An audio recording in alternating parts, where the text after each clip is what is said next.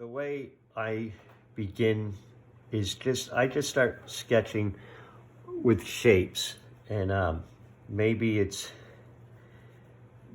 just something that's super simple, and it's going to be a stegosaurus that no, triceratops, I'm sorry. He looks like this. He's got a little bit of a point. He's got another horn here, and then his frill is back here,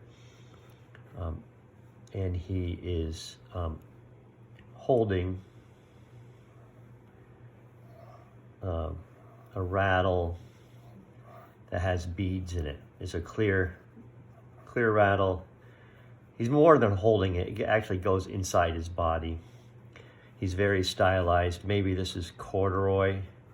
The frill is corduroy, corduroy, corduroy. Happy face, little stubby arms.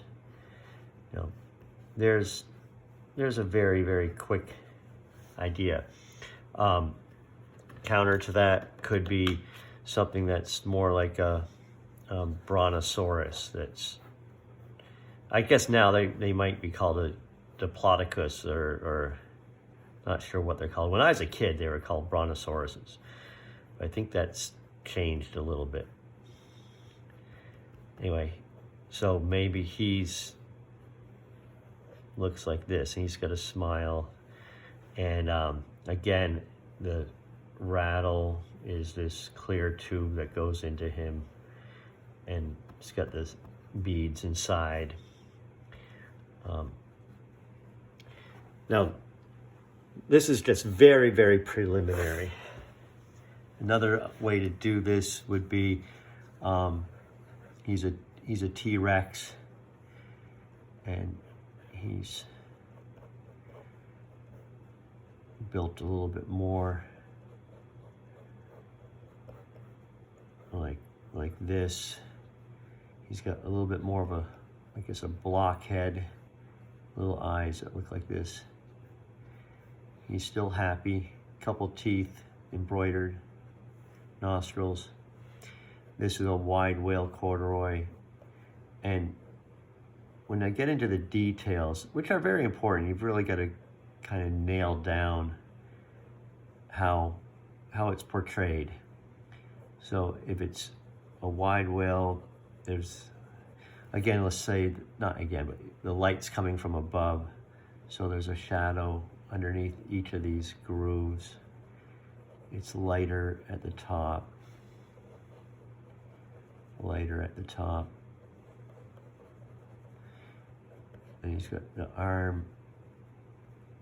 Maybe this guy has no neck seam. It just begins to look a little bit more like a lizard. But let's make him more interesting. He's got, and not that a T-Rex would necessarily have this. This is part T-Rex, part dragon. And let's make him friendlier, not give him pointed shapes along the back, but okay. And that's a different color than the front.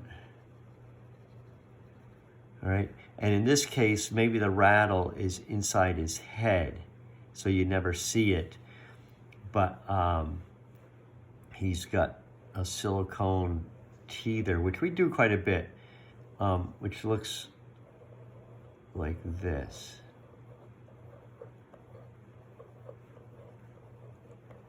And so it's called a teether rattle, and that goes into his body.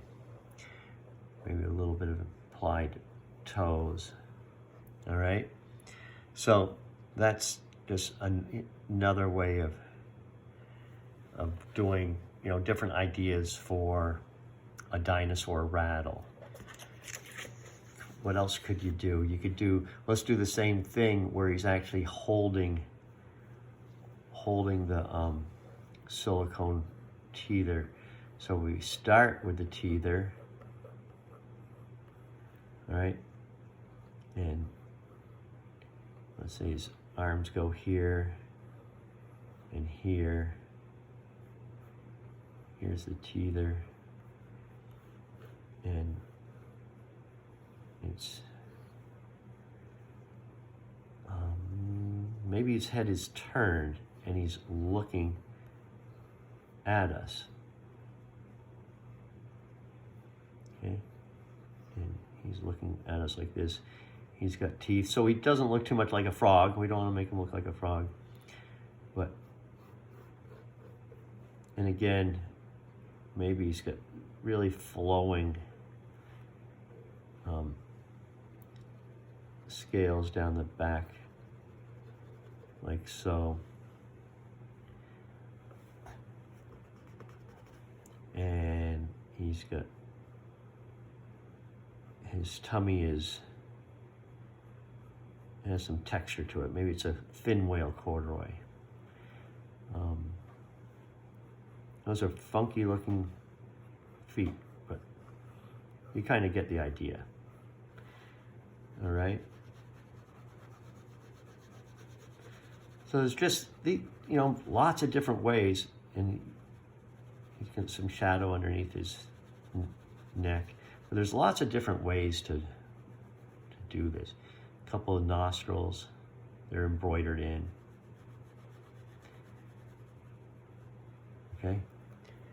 The teeth make him look a little bit scary for a baby teether rattle, but just some quick ideas. Okay, I hope that helps. Bye-bye. So here is the rattle, the final rattle.